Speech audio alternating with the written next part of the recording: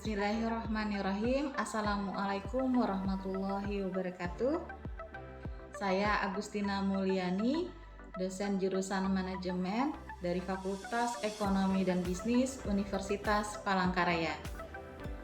NIDN saya 1126088601. Video ini dibuat sebagai bentuk aktualisasi diri dosen pada bidang pengajaran.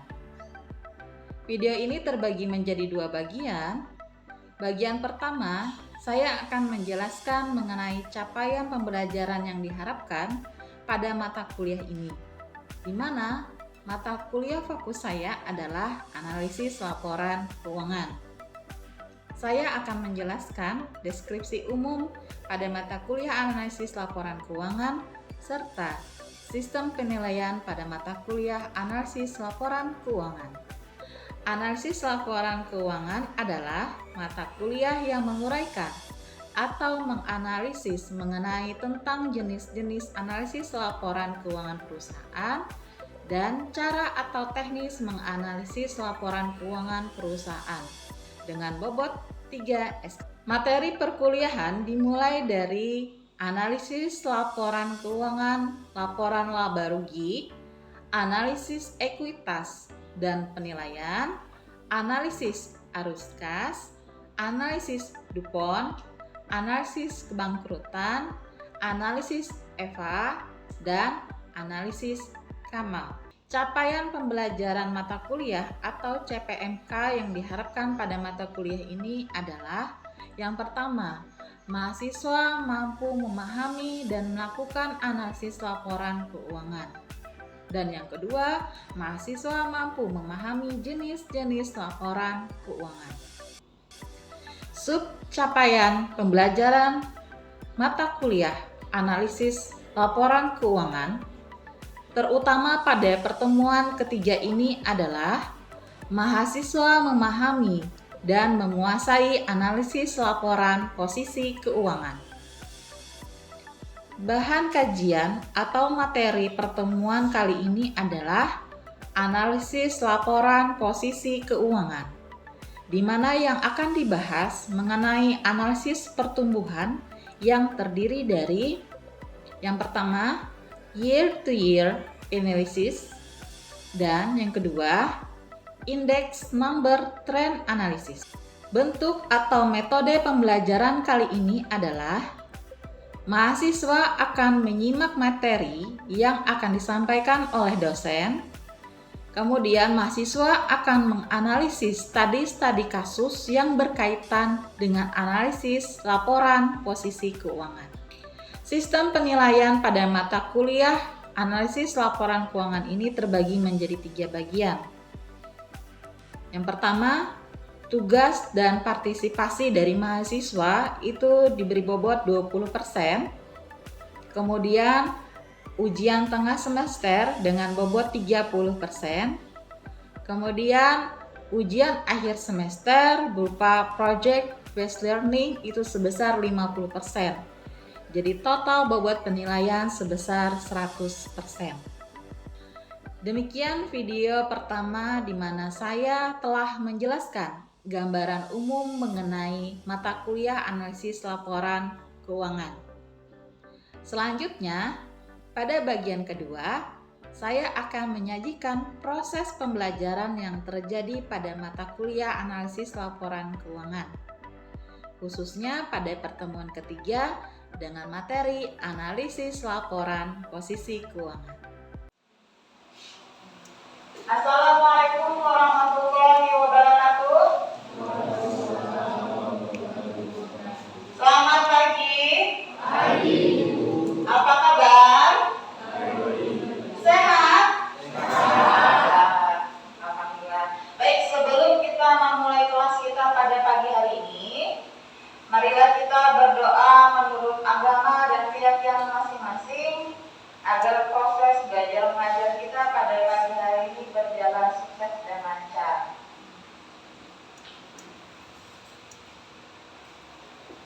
Baik, berdoa dimulai.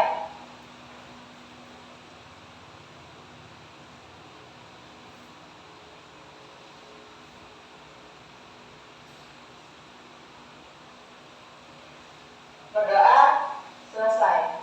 Baik, di pertemuan ketiga ini kita akan membahas tentang analisis laporan keuangan, di mana di sini semua bahasannya adalah analisis pertumbuhan. Nanti teman-teman kita belajar menghitung bagaimana pertumbuhan dari tahun ke tahun dengan indeks number trend analisisnya seperti apa. Nah, sebelumnya Ibu akan jelaskan terlebih dahulu tentang konsep dari analisis laporan keuangan itu sendiri. Nah, laporan keuangan ini adalah analisis untuk memecahkan atau menguraikan suatu unit menjadi berbagai unit terkecil, kemudian terinci ya. Laporan keuangan ini adalah catatan informasi keuangan suatu perusahaan pada suatu periode akuntansi yang dapat digunakan untuk menggambarkan kinerja perusahaan tersebut. Teman-teman sudah mengambil konsentrasi ini dan sudah familiar dengan laporan keuangan. Ibu tanya boleh, laporan keuangan kita terdiri dari apa saja?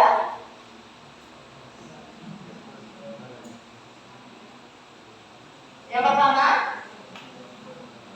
neraca, betul. Kemudian apa lagi? Yang kedua, laporan laba rugi. Yang ketiga, laporan arus kas tambahan. Kemudian berikutnya ada lagi laporan perubahan modal, betul sekali. Nah, jadi teman-teman yang teman-teman harus ingat itu adalah bahwa laporan keuangan ini teman-teman nanti akan menganalisis bagaimana sih trennya, kenaikan atau penurunannya.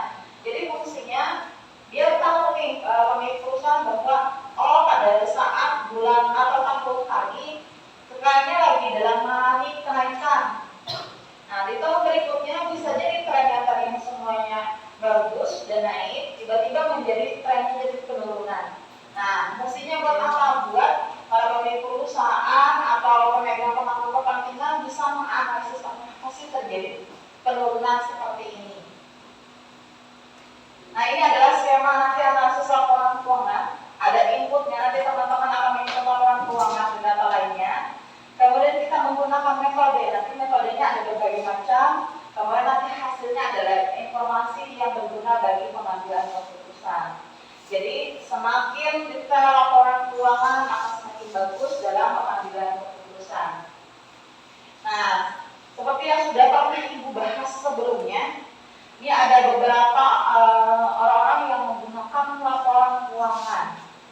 Yang pertama ini adalah investor. Kenapa sih investor perlu laporan keuangan? Ada yang mau mencoba menjawab? Ya? Oh betul, bagus sekali nih.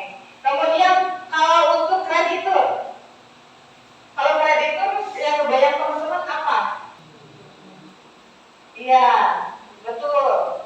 Otomatis ada hubungan dengan perbankan. Jadi perbankan itu kalau misalnya mau ngasih pinjaman kepada debitur, otomatis dia akan melihat laporan keuangannya. Kalau laporan keuangannya trennya tidak bagus, maka perbankan pun akan mikir-mikir ngasihnya gitu. Siapa di sini yang berani ngasih pinjaman tapi lihatnya usahanya malah rugi gitu, pasti nggak ada yang mau kan. Kemudian pemasok dan kreditur usaha lainnya, ini bisa dikatakan supplier teman-teman. Jadi supplier di sini mereka itu tidak mau kalau misalnya mengutangkan kepada orang yang nanti bakalan susah ditagih gitu.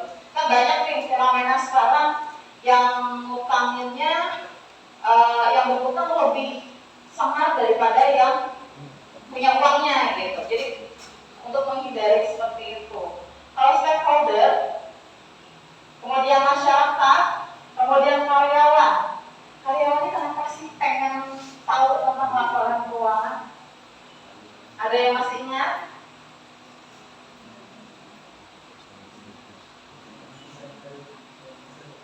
Betul, Anton.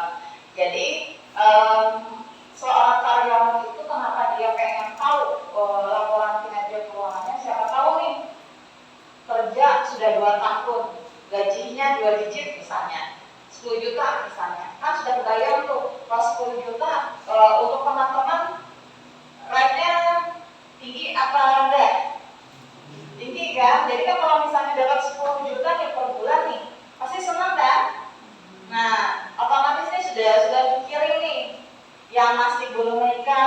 gimana caranya nabung buat melamar ceweknya gitu ya. Terus gimana caranya buat belum punya motor nih, ambil kredit motor gitu. Udah punya motor, pengen punya rumah gitu. Pengen punya rumah, kan banyak nih sekarang ibu lihat KPR ya. Nah itu kan trennya itu jangka panjang, karena nggak ada yang setahun 2 tahun, yang ada itu 5 tahun ke atas, ada yang bahkan sampai 10 sampai 15 tahun gitu. Jadi trennya tinggi, panjang. Gimana kalau misalnya sudah mengambil KPR, udah mengambil kredit motor, tiba-tiba di tahun ketiga perusahaannya kolaps gitu, merugi gitu. Otomatis kan getar-getir kan, yang tadi angsurannya 10 tahun, 12 tahun kan, gimana ya? Jangan-jangan nanti rumahnya disita bank. Makanya saya juga belum tahu. Kalau hubungan dengan pemerintah apa? Ada yang masih ingat? Hubungannya dengan betul pajak ya. Ini adalah skemanya. Nah, untuk metode analisis laporan keuangan ini ada 2 teman-teman. Yang pertama ini adalah metode analisis horizontal, yang kemudian vertikal. Kalau analisis yang horizontal ini adalah analisis yang dilakukan dengan membandingkan laporan keuangan untuk beberapa periode, mengetahui perkembangan dan kecenderungan. Jadi, kalau analisis horizontal ini bersifat dinamis. Kenapa? Karena data keuangan yang dianalisis terdiri dari elemen-elemen laporan keuangan dan beberapa periode. Kemudian analisis ini dilakukan dengan cara menelaah hubungan antara elemen-elemen keuangan yang sama untuk periode yang berbeda. Ini adalah penjelasan dari metode analisis yang bersifat horizontal. Bagaimana dengan yang vertikal? Kalau yang vertikal ini adalah metode analisis yang dilakukan dengan cara membandingkan antara pos yang satu dengan pos yang lain pada periode laporan keuangan yang sama untuk periode yang sama. Nah, metodenya ini dia bersifat statis. Kalau yang tadi horizontal dia bersifat apa? Dinamis, betul. Nah, kalau yang vertikal dia bersifat statis. Kenapa? Karena data keuangan yang dianalisis terdiri atas elemen-elemen laporan keuangan untuk satu periode tertentu. Dan kemudian analisis ini dilakukan dengan cara menelaah hubungan antara elemen-elemen yang satu dan elemen yang lain pada laporan keuangan untuk periode yang sama. Nah, seperti yang sudah Ibu sebutkan tadi bahwa dalam laporan keuangan ini ada teknik analisisnya teman-teman. Yang pertama ini adalah analisis perbandingan laporan keuangan, di mana analisis ini dilakukan dengan membandingkan laporan keuangan lebih dari satu periode. Contohnya, ada misalnya laporan keuangan yang nanti akan kita bandingkan minimal 3 tahun. Bagus lagi lebih dari 3 tahun, misalnya 5 tahun. Nah, misalnya kita mau mengambil di tahun 5 tahun. 5 tahun kita ambil dari 2019, 2020, 2021, 2022, 2023 gitu. Kita mau bandingkan dari kelima tahun ini trennya mana sih yang bagus? Bisa nggak Bu? Bisa. Nah, nanti yang jadi tahun dasarnya adalah tahun 2019 gitu. Jadi tahun 2019 kalau mengkaji. Nanti contohnya seperti apa ada kita kasih. Kemudian yang keduanya adalah analisis tren, analisis laporan keuangan yang biasanya dinyatakan dalam persentase tertentu dan biasanya dilakukan dari satu periode ke periode yang lain. Kemudian analisis yang ketiga ini adalah analisis persentase per komponen, di mana analisis yang dilakukan untuk membandingkan antara komponen yang ada dalam satu laporan keuangan, baik yang ada di neraca maupun laporan rugi laba dan seterusnya. Nah, sekarang kita akan masuk ke dalam teknik analisis perbandingan laporan keuangan, yang dimana di sini adalah yang year-to-year analysis. Nah, manfaatnya apa sih? Gunanya ini untuk memberikan gambaran atas laporan kemajuan secara periodik yang dilakukan pihak manajemen perusahaan yang bersangkutan dan dapat menyajikan data historis serta menyeluruh yang terdiri dari data yang ada merupakan hasil kombinasi antara fakta yang telah dicatat, prinsip-prinsip dan kebiasaan-kebiasaan di dalam akuntansi serta pendapat pribadi. Nah, kemudian dengan laporan keuangan yang diperbandingkan untuk beberapa periode akan diketahui sifat dan tendensi perubahan yang terjadi dalam perusahaan. Jadi perusahaan bisa melihat nih, kenapa sih kok di tahun pertama 2019 trennya bagus. Kemudian di tahun kedua 2020 mulai terjadi penurunan nih. Di tahun 2021 mulai naik lagi gitu. Oh ternyata 2019, 2020, tahun 2019 karena produk baru orang masih penasaran jadi masih laku misalnya. Terjadi di tahun 2020 terjadi penurunan karena masa COVID misalnya gitu. Kemudian perusahaan bangkit lagi nih di tahun 2021 gimana caranya supaya produknya bisa laku lagi dijual. Nah, sampai di sini ada pertanyaan? Nah, ini adalah faktor penyebab terjadinya perubahan elemen di dalam laporan neraca. Jadi yang pertama itu adalah bersih dan pembagian dividennya, kemudian penarikan dan penerusan utang jangka panjangnya.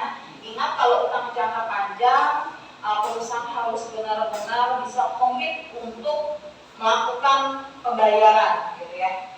Kenapa? Karena kalau misalnya utang jangka panjang, otomatis ada agunan atau harta perusahaan yang diagungkan di bank atau pihak ketiga lainnya. Jadi kalau misalnya tidak bisa terbayar, dikhawatirkan nanti aset-asetnya akan disita. Kemudian penerbitan dan penarikan kembali saham. Kalau misalnya perusahaannya sudah perusahaan yang go-public. Kemudian perubahan modal kerja sampai perubahan bentuk aktiva. Berikutnya ini adalah faktor penyebab untuk elemen yang terjadi di dalam laporan rugi laba. Teman-teman masih ingat elemen di dalam laporan rugi laba itu dia terdiri dari apa saja? Yang pertama ini adalah perubahan penjualan, kemudian perubahan harga pokok penjualan, kemudian perubahan biaya operasi, perubahan pendapatan dan biaya luar operasi, perubahan pendapatan dan biaya luar biasa, hingga dengan perubahan pajak penghasilan. Nah, itu yang ada di elemen di dalam laporan rugi laba gitu. Jadi semakin tinggi pendapatan dibandingkan biaya atau beban yang dikeluarkan, maka perusahaan mendapat apa? Untung atau rugi? Untung. Sebaliknya, kalau misalnya pendapatan lebih rendah dibandingkan beban atau biaya yang dikeluarkan, berarti otomatis perusahaan akan mengalami kerugian. Betul sekali. Baik, ini adalah salah satu contoh yang Ibu ambil dari PT Kristal neraca perbandingan dengan teknik analisis perbandingan laporan keuangan. Kebetulan di sini hanya ada 2 tahun pembanding, 2019 dan tahun 2020. Boleh nggak Bu 3 tahun, 4 tahun, 5 tahun boleh. Jadi tetap ingat tahun dasarnya adalah tahun yang paling tua. Seperti contoh di sini ada 2 tahun, di tahun 2019 dan tahun 2020. Kalau masih ingat tadi dijelaskan tahun pembandingnya adalah tahun 2000. Betul, tahun 2019. Nah, ini adalah laporan neraca, di mana di sini yang Ibu sajikan adalah tentang aset atau aktiva. Nah, aktiva di sini ada aktiva lancar atau aset lancarnya. Ibu ambil contoh ini pos-posnya di bagian kas. Di bagian kas di tahun 2019 dia punya dana 30 juta, sedangkan di tahun 2020 dia punya dana ada 50 juta. Cara untuk kita tahu dia trennya lagi posisinya naik atau turun, teman-teman tinggal kurangkan saja. Kurangkan saja di tahun 2020 ini 50 juta dikurang 30 juta. Dapatnya berapa? 20 juta. Nah, kalau hasilnya positif berarti dia ngalamin kenaikan atau penurunan? Kenaikan, betul sekali. Nah, itu untuk mencari trennya dalam nilai rupiah. Ibu ambil contoh ini surat berharga di tahun 2019 perolehannya adalah 15 juta rupiah. Sedangkan di tahun 2020 dia hanya 5 juta rupiah. Otomatis dia di tahun itu di tren ini dia mengalami kenaikan atau penurunan? Penurunan sebesar berapa? Betul, 10 juta. Berikutnya mencari kenaikan atau penurunan dalam rupiah ada pertanyaan? Tidak ada yang mudah ya. dasarnya. Untuk mencari persentase kenaikan atau penurunan yang terjadi, teman-teman tinggal membagi hasil dari kenaikan atau penurunan ini dibagikan dengan tahun dasarnya. Contohnya ini ada 20 juta dibagi 30 juta, kemudian dikali 100. Nanti dapat persentasenya berapa persen, gitu ya. Kemudian negatif 10 juta, penurunan 10 juta, dibagi 15 juta dikali 100, dan seterusnya. Maka dapatlah kenaikan atau penurunan dalam bentuk persentase. Sampai di sini ada pertanyaan? Tidak ada, udah ya. Lanjut, sekarang Ibu ajarkan cara mencari nilai dari rasionya sendiri.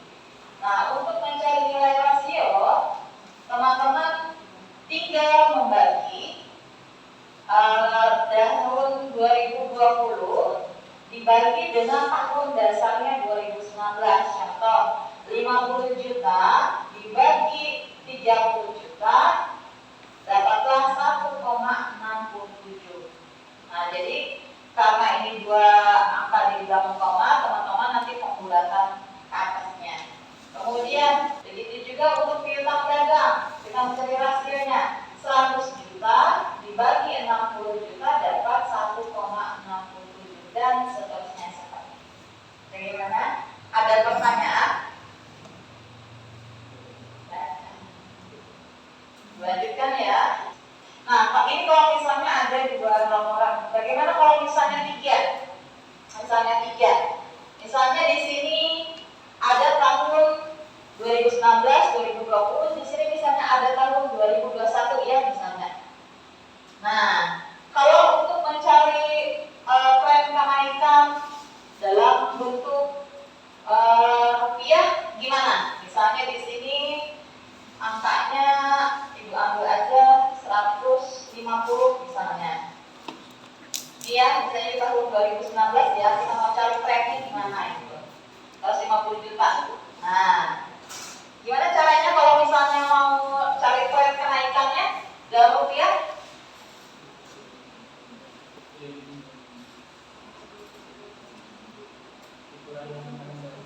Oke, gimana Anton? Angkanya berapa? Oke, dari 150 juta dikurang dengan 45 juta, betul sekali. Jadi berapapun dia tahunnya, tetap tahun dasarnya ini adalah pembagi atau pengurangannya adalah tahun 2019. Oke. Sampai di sini ada pertanyaan? Tidak ada? Oke. Kalau untuk rasionya berarti 150 juta dibagi 45 juta. Itulah rasionya. Nanti rasionya di sini dibagi lagi nih. Rasio tahun 2020. Nah, angkanya 2,22. Nanti di sini rasio tahun 2021 gitu. Berapa di sini angkanya. Jadi kolomnya bertambah lagi gitu. Gitu juga kalau misalnya kenaikan penurunan yang tadi di sini misalnya tahun 2020, di sini tahun 2021 gitu. Nah, jadi kolomnya ditambah lagi. Karena kan karena ini contoh Ibu hanya 2 tahun pembandingnya tahun 2019 dan tahun 2020. Gimana kalau misalnya 5 tahun berarti kolomnya ditambah lagi gitu ya, disesuaikan lagi. Tapi ingat yang tahun dasarnya adalah tahun yang paling awal. Yang lain ada pertanyaan? Tidak ada. Ini laporan rugi laba sama seperti itu. Pengerjaannya sama seperti laporan neraca tadi juga. Jadi tinggal teman-teman kurangin atau nanti dicarikan bagikan kemudian dikalikan. Sekarang kita masuk ke dalam latihan, teman-teman bisa mencoba pengerjaan. Ini ada PPAK ya. Ibu ambil sampel di sini ada laporan rugi laba. Karena Ibu mengambil di 2 tahun 2022 dan 2023. Silakan dihitung, dikerjakan dulu secara mandiri. Nanti Ibu minta 3 orang maju ke depan untuk mengisi kolom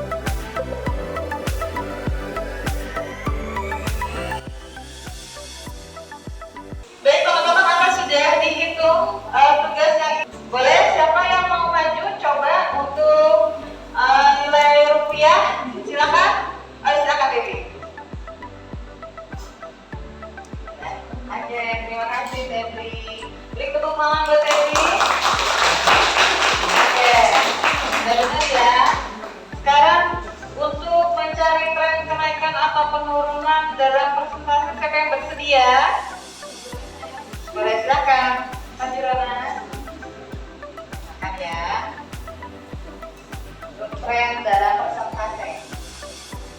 Oke. Terima kasih Rona. Beri tepuk tangan buat Rona. Oke, bagus sekali ya. Sekarang siapa yang bersedia untuk mengerjakan nilai rasionya? Oh, silakan Mega.